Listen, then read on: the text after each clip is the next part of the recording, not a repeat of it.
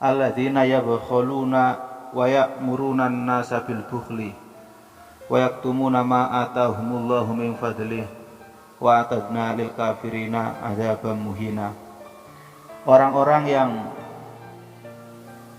berbuat pelit, tidak mau mensedekahkan sebagian harta yang dimiliki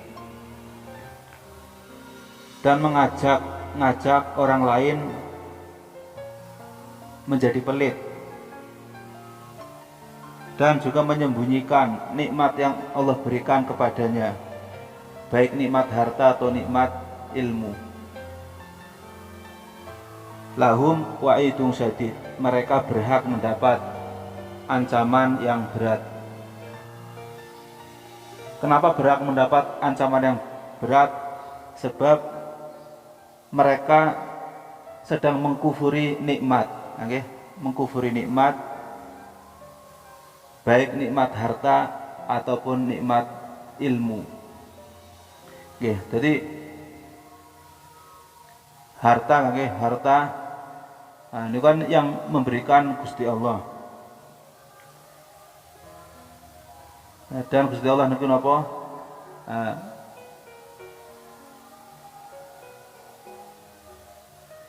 Memerintahkan agar bersedekah. Dia tidak mau sedekah, sama saja mengkufuri napa? Nikmat harta yang dia dapatkan. Kemudian Allah memberikan dia ilmu, tapi tidak mau mengatakan ilmu tersebut kepada orang lain, menyembunyikan ilmu yang dia miliki. Ini sama saja mengkufuri nikmat ilmu tersebut. Dan ini sebab berhak mendapatkan ancaman yang berat. Wa a'tadna lil kafirina adzaban muhina, dan kami persiapkan untuk orang-orang kafir azab neraka yang menghinakan. Tembung mempersiapkan. Niki kita punya keyakinan surga dan neraka saat niki sudah ada sudah ada atas niku. Namanya dipersiapkan kan berarti pun enten. Kemudian azab yang diterima oleh orang kafir niku azab yang menghinakan. Jadi bukan hanya menyakitkan, tapi plus menghinakan. Jadi kadang kita niku mendapatkan kondisi yang sakit, kondisi yang susah, tapi niku sejatinya tambah kehormatan buat kita di sini. Kadang mencari rezeki dengan susah payah, tapi dengan disertai kesabaran, dengan disertai cari yang halal, niku tambah kebaikan kangge kita, tambah kehormatan.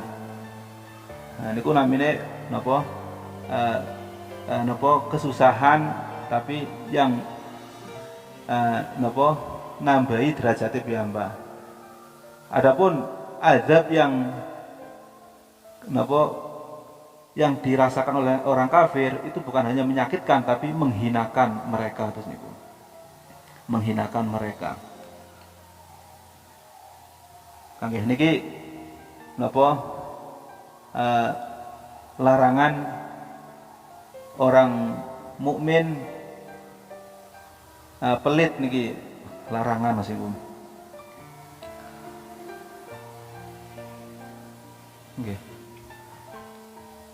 Kemudian kebalikannya niki yang diperintahkan Mas Ibu. Kan dalam kaidah usul fikih, an-nahyu anise amrun bididihi. Melarang sesuatu itu sama saja merintah kebalikannya. Misalkan la tasyrab, larangan minum, larang minum. Berarti niki sama saja merintah kebalikannya. Merintah kon aja nginum, kowe aja nginum. sampean dilarang minum, niki sama saja merintah kebalikannya. Nah niki melarang sifat pelit, niki sama saja merintah ken loman, ken dermawan. Lah dermawan itu luar biasa, luar biasa. Sampai wali sekelas nopo Syekh Abdul Qadir Al-Jilani, piyambake kan nggih Sultanul Aulia. Nah, piyambake punya makalah nggih. Ma wasaltu ilallahi bikiyamilailin wasiyam bin nahar. Saya tidak sampai kepada Allah sebab banyaknya sholat malam dan sebab seringnya puasa siang. Walakin wasoltu ilallah, akan tapi saya bisa wusul sampai kepada Gusti Allah bil karomi, dengan sifat dermawan, watawadui wasofail kolbi, dan rendah diri juga bersihnya hati. Jadi andalane Syekh Abdul Qadir Al-Jilani beliau jadi wali itu bukan karena apa? Bukan karena katai sholat malam, bukan karena seringnya apa? Puasa siang. Niki sing ngendika napa Kanjeng Syekh piyambak niki mboten kok kula menilai Kanjeng Syekh mboten nggih, tapi Kanjeng Syekh menilai niku yang menjadikan beliau niku usul punya kedudukan yang dekat dengan Gusti Allah niki sebab napa bil karomi, dengan dermawan, tawadhu rendah diri, dan sofail kolbi bersihnya hati. Bersihnya hati. Mulane niku nggih penting. Jadi samping mbak niku napa memperhatikan ibadah mahdhah seperti sholat atau puasa, nggih, baik fardu maupun sunnah. Tapi juga mbak nggih jangan lupa ibadah sing wiru mahdhah, sing kaitan sosial, kaitan kali orang lain. Niku soalnya nggih pengalaman niku Syekh Abdul Qadir Al-Jilani. Kemudian dalam ayat niki tidak berarti terus nopo mendukung profesi nopo wong ngemis-ngemis, bukan nggih. Artinya perintah nopo dermawan, nglarang pelit niki bukan berarti terus nopo mengkapanyakan wong supaya njaluk-njaluk, itu bukan, nggih. Bukan. Mereka nopo yang jadi maklum bagi kita kan nggih, sebaik-baiknya manusia adalah orang yang bisa bermanfaat untuk orang lain nggih. Lah ketika kiambang niku profesi njaluk-njaluk, jadi tidak punya profesi sendiri kan nggih. Jadi tiap dinten njaluk-njaluk mawon. Nah itu kan nggih bukan memberikan manfaat, tapi bebani tiang harus niku. Bebani tiang. Nah, mulane napa teng hadis diriwayatakan an Miqdad bin Ma'di Kariba anin Nabiyyi sallallahu alaihi wasallam, ma akala ahadun ta'aman qatu khairan min ayakula min amali yadih, wa inna Dawud alaihi salam yakulu min amali yadih. Tidaklah seseorang memakan makanan yang lebih baik melebihi makanan yang dihasilkan dari keringatnya sendiri, dari usahanya sendiri. Dan sungguh Nabi Dawud alaihi salam piyambake niku memakan dari napa hasil keringatnya sendiri. Nggih, niki kan berarti napa mengisarahkan pentingnya kemandirian. Nggih. Ting hadis niku kenapa yang dicontohkan niku Nabi Dawud, padahal nabi-nabi yang lain juga punya profesi piyambak-piyambak. Misalkan Nabi Adam. Nabi Adam punya profesi zarroan.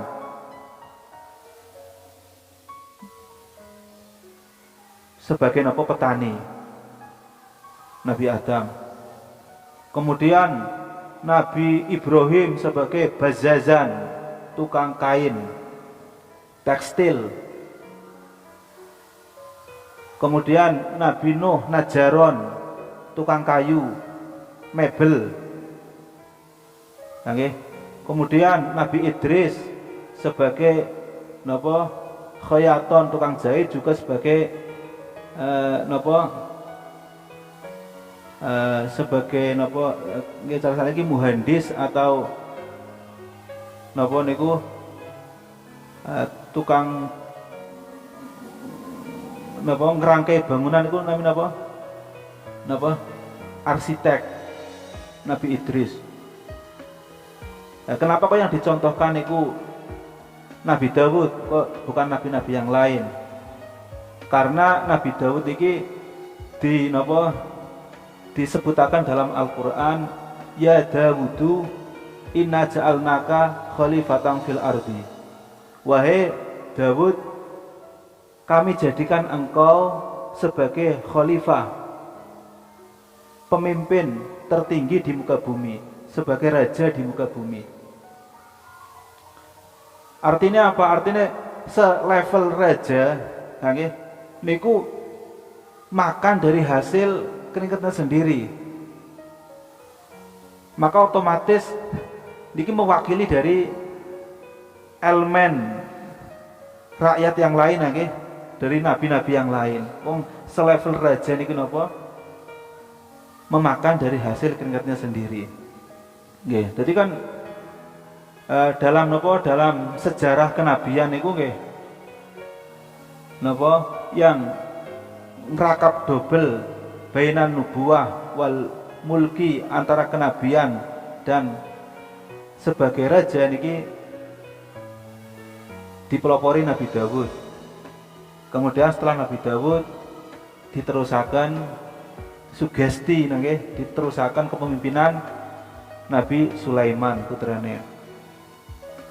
Jadi Nabi Dawud punya jabatan tertinggi di muka bumi nggih, jabatan dunia niki mawon memakan dari hasil keringatnya sendiri, apalagi yang lain.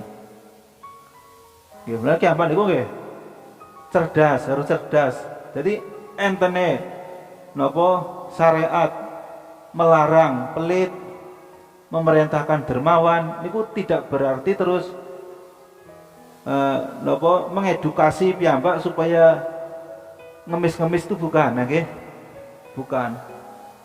Jadi orientasinya politik, orientasinya syariat adalah memberikan manfaat kepada yang lain, maksudku. Memberikan manfaat kepada yang lain. Nggih. Niku kathah kaitan apa? Kaitan pentingnya kemandirian. Contohnya malih nggih. Hadis yang diriwayatkan oleh Hakim bin Hizam, an Hakim bin Hizam radhiyallahu anhu, sa'altu an nabiyya sallallahu alaihi wasallam fa'tani thumma sa'altuhu fa'tani. Hakim bin Hizam menceritakan kisahnya sendiri nggih. Dulu saya meminta-minta kepada Kanjeng Nabi. Meminta-minta kepada Kanjeng Nabi, fa'tani. Kemudian Rasulullah pasti memberikan apa yang saya minta. Semasal tuhu fa'toni. Lalu ini berulang-ulang saya minta dan Nabi pasti memberikan. Ini ki. Jadi Rasulullah itu dalam derajat yang paling tinggi niki tidak sampai terus sahabat niku ketakutan seperti rakyat karo raja, itu bukan nggih. Jadi tetap dekat terus niku. Sahabat oleh Kanjeng Nabi nggih, dekat terus niku. Jadi rahmate Kanjeng Nabi niku nggih sangat dirasakan oleh semua sahabat. Nah niki Hakim bin Hizam niku nggih ningali Rasulullah napa tiang yang punya rahmat nggih kasih sayang itu minta butuh apa jaluk kanjeng Nabi. Terus Rasulullah pasti memberikan. Terus niku enteng jaluk maning dinai maning ngoten niku. Nggih. Nggih mulane nggih boten apa-apa nggih sampean kadang jaluk karo kiye ini ora apa-apa nggih. Jaluk kalih gurune kalau ustaze niku. Oh boten Hakim bin Hizam atus niku. Wah, jadi ditakoni kenapa kok kendelmen jaluk karo ustaze karo kiyaine.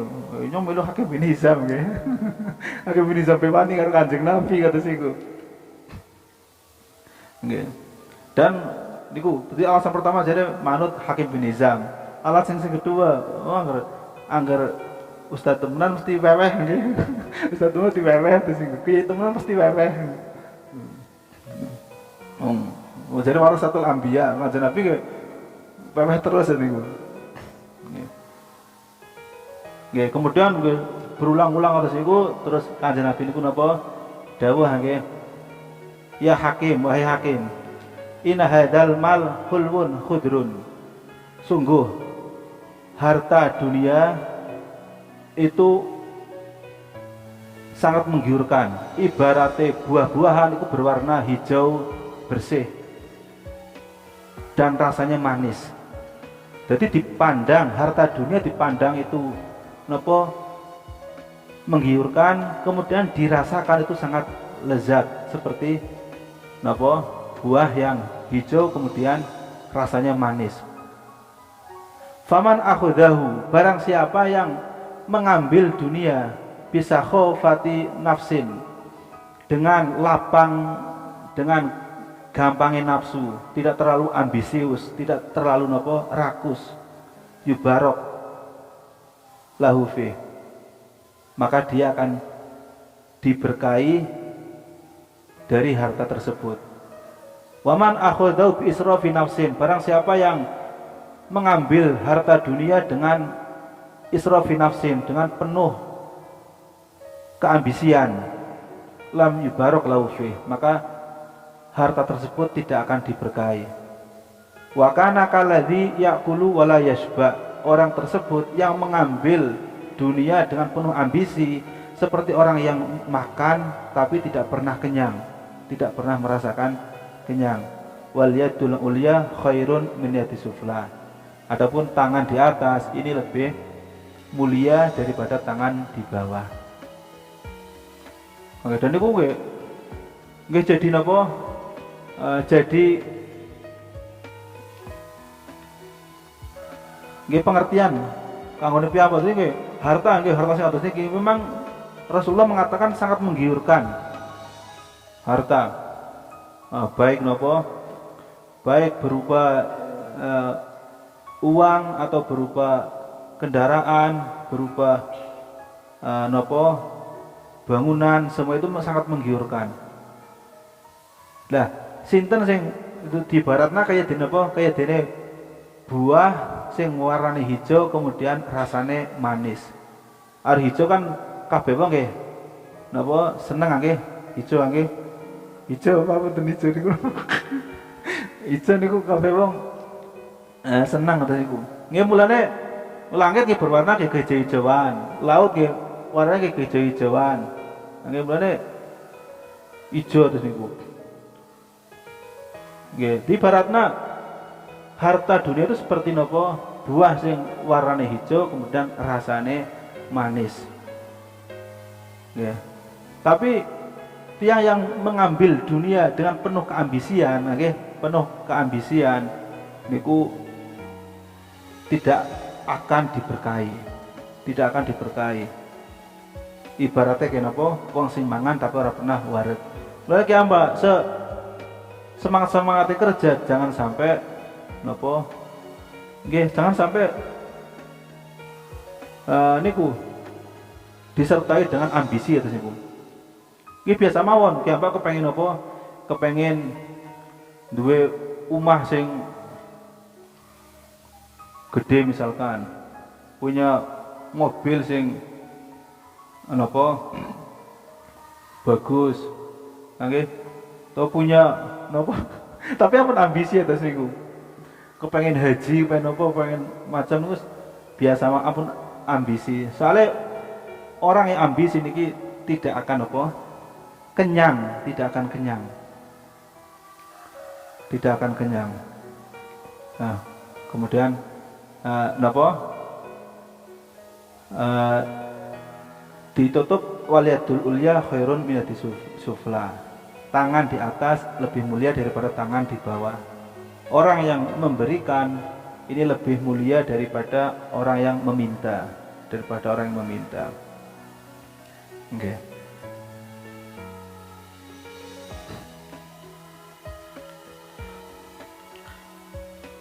Nah, kemudian apa?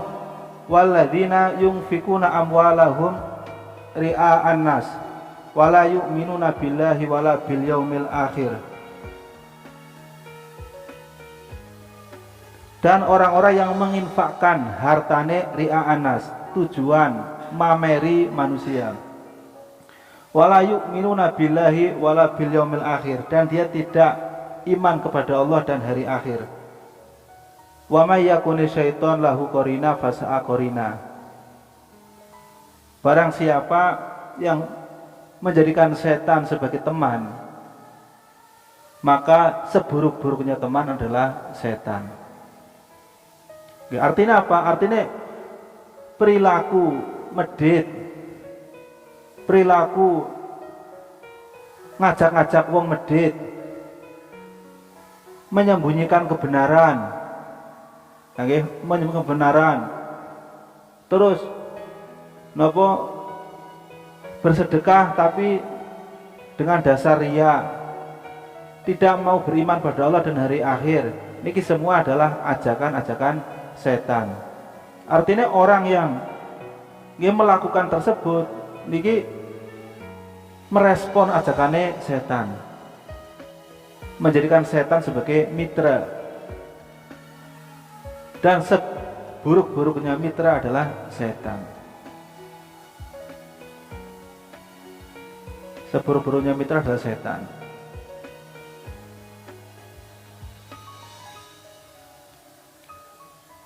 Ya, mulane terus niku. Nggih wong ting dunya ki ambake hina kangge hina. Karena perilakunya nggih seperti itu. Seperti itu. Pelit dan seterusnya kangge. Dan kelak nanti napa di akhirat nggih kumpul karo setan kan nggih. Seburuk-buruknya teman iku sing napa nggih menghinakan kita kangge, menghinakan kita. Sing blongsokna kita niku. Di Korin yang menyertai nggih.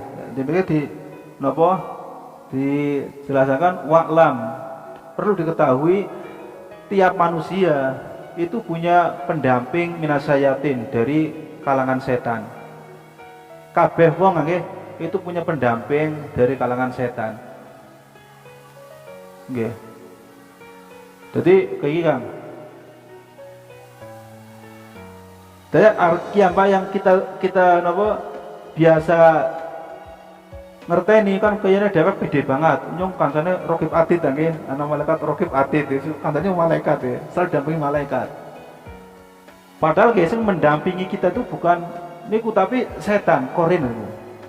Jadi tiap manusia itu ada pendamping dari setan. Raqib Atid kan iki statusnya mboten kok ngancani tapi napa nyatet nggih, nyatet perilakunya kita terus niku dicatat. Oke, mungkin totalane nang akhirat nggih di total terus niku. Lah sing ngancani niku setan niku. Setan. Jadi tiap manusia itu ada pendamping minasayatin dari setan. Yuwaswisu lahu fid dunya, dia selalu membujuk oke tentang dunia. Nah, bila orang tersebut mengikuti bujukan setan, maka kelak di neraka akan digandengna digandengna kali pendamping setan tersebut. Fi silsilatin dalam satu rantai. Dalam satu rantai. Nggih. Lah kangge napa? Kangge menyelamatkan dari setan nggih. Nah niku pentingnya napa? Pentingnya ilmu. Ilmu kemudian zikir.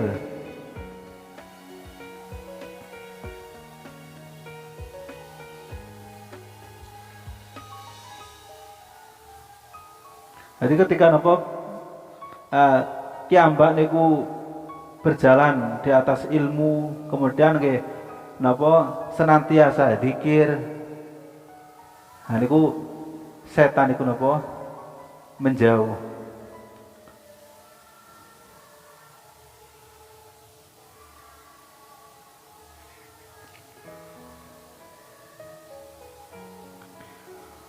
Wa madza alaihim law amanu billahi wal yaumil akhir wa anfaqu mimma razaqahumullah.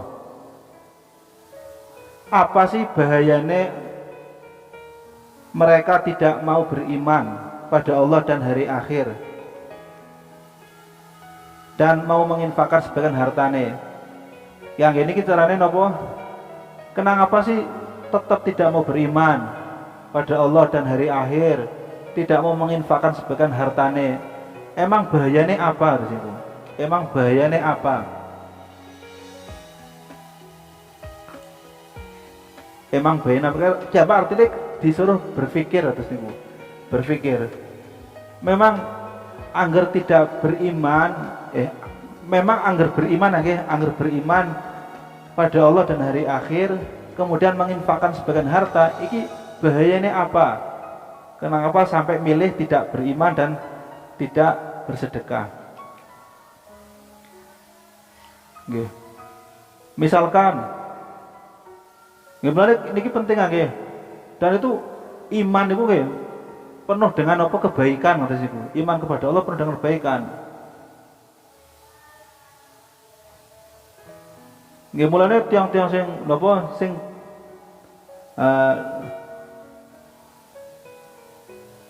tidak beriman kepada Gusti Allah niku akhirnya kiambak secara tidak kepengine bebas, tapi secara tidak langsung kiambak niku napa selalu di nggih bayang-bayangi karo wong dhuwurane, selalu dibayang-bayangi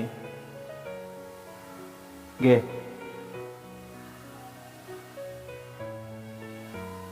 Oke, jadi ruginya apa orang beriman dan menginfakkan sebagian hartanya?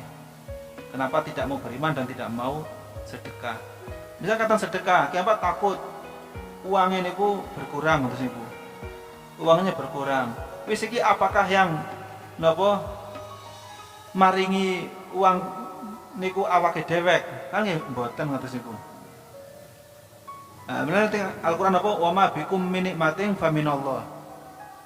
Apa yang ada di kalian itu sejatinya dari Gusti Allah. Sejatinya dari Gusti Allah. Artinya apa? Artinya nggih, jangan terlalu napa? Jangan terlalu perhitungan nggih, perhitungan. Tidak boleh perhitungan terlalu. Nggih. Kathah tiyang sing napa nggih biasa-biasa mawon, tapi nggih Gusti Allah nggih maringi rezeki sing warna-warna terus niku. Itu wa ma bikum min nikmatin faminallah. Apa yang ada pada kalian nggih, nikmat yang ada pada kalian itu hakikate datang dari Gusti Allah. Artinya apa? Artinya nggih niki jangan sampai gambar niku napa mengklaim itu murni dari napa? Dari diri kita sendiri katanya pun. Terus sehingga kita takut bersosial. Takut bersosial. Nah. Nek wong pelit niku napa nggih? Sing jelas niku nggih. Mulane tinggi sampai di napa dibahas secara spesifik nggih hikayatul bukhala. Cerita-cerita orang pelit itu dibahas spesifik nih khusus. Nonton tiang diantaranya tiang apa wong sugih atau niku wong sugih Piyambake niku enten tanggane hajatan. Dasare wong pelit nggih ngerti ana hajatan langsung napa seneng mergane agak oleh gratisan nggih agak oleh gratisan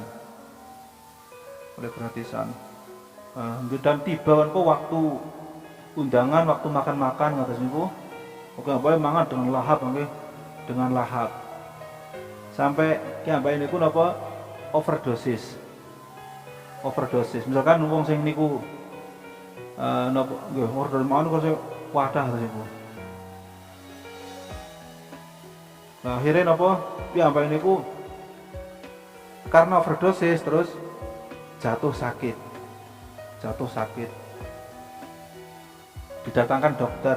Ciri dokter ini napa tidak ada penyakit yang bahaya, tidak ada. Cuma yang napa diperlukan piyambake niku memuntahkan apa yang sudah dimakan niku. Dasare wong pelit nggih. Piyambake respone nggih kiri temen ngutahaken sing wis ki anak gratisan iki ora tiap dina kake. Eman temen nih ngutahaken. Bapak napa kekeh sekukuh mboten purun mutahaken. Akhirnya ngene napa kekuatan manusia niku terbatas. Oh, piyambake nggih napa nggih sesak napas terus kepripun akhirnya sampai mati. Niku. Dadi enten wong kikir sampai kayak dos niku, Kang. Wonge dos niku. Dadi kathah cerita niku katan hikayatul bukhala.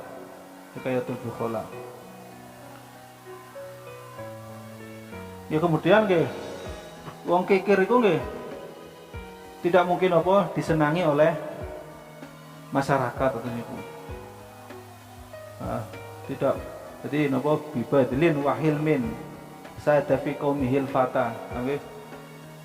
Jadi seseorang itu bisa jadi pemimpin umat, pemimpin masyarakat itu ketika punya karakter badlin, dermawan, wahilmin, dan dia punya sifat lapang dada terus niku. Angger wong niku napa pelit. Nggih pelit harta, pelit tenaga, nggih pelit ilmu, ora mungkin dinapa senengi umat.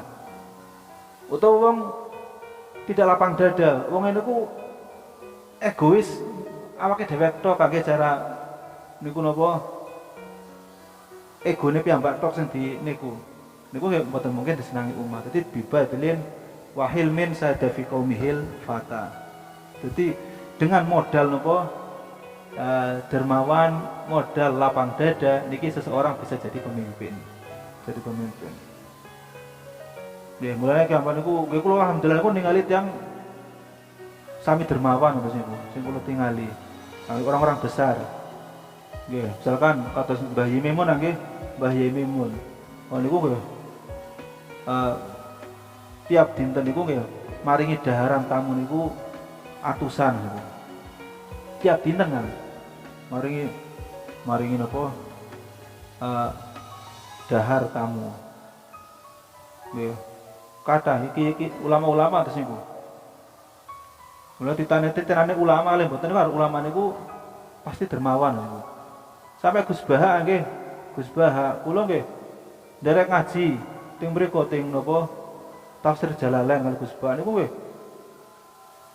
Napa suguhane pinten-pinten kan suguhane. Terus yo nonton apa enten nggih kopi, enten teh, enten daharan sampai sate niku wonten santri kan senenge polos niku. Santri senenge polos. Teng ngene Yai Naji nggih. Niku. Dahar niku pinten-pinten ngoten niku. Teng ngene Mbah Taifur, Mbah Taifur nggih. Napa enten sukatan dahare terus niku. Niku ulama-ulama punya karakter terus niku. Teng ngene Kiai Anam, Gus Anam.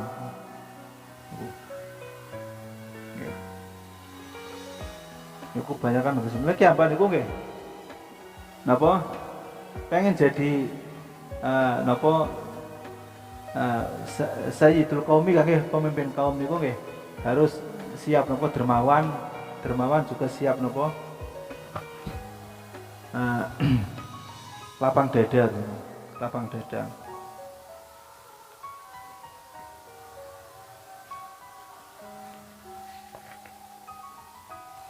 Wa kana Allahu bihim alima, dan Allah kepada manusia itu zat yang maha mengetahui.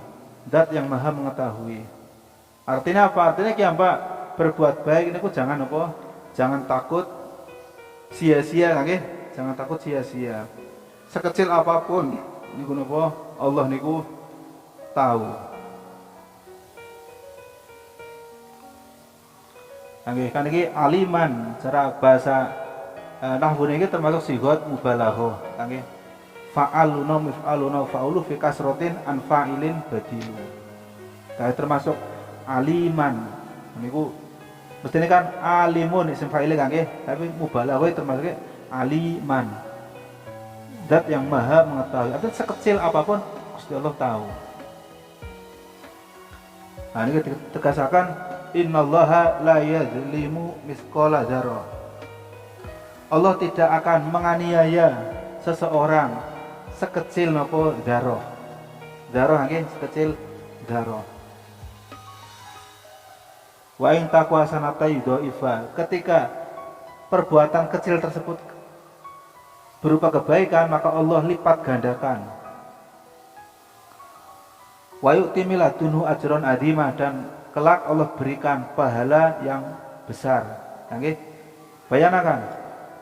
Jadi tiang yang berbuat kebaikan, janji Gusti Allah satu niki akan dilipat gandakan.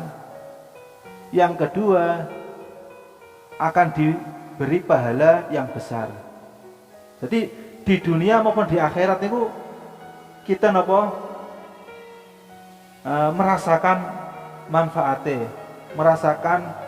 manfaatnya kebaikan yang kita tanam nggih, Nggih, mulane ki apa ningali tiang-tiang sing sae niku nggih hidupnya baik-baik saja atau sing boten kok napa semrawut iku, boten kok ruwet nggih.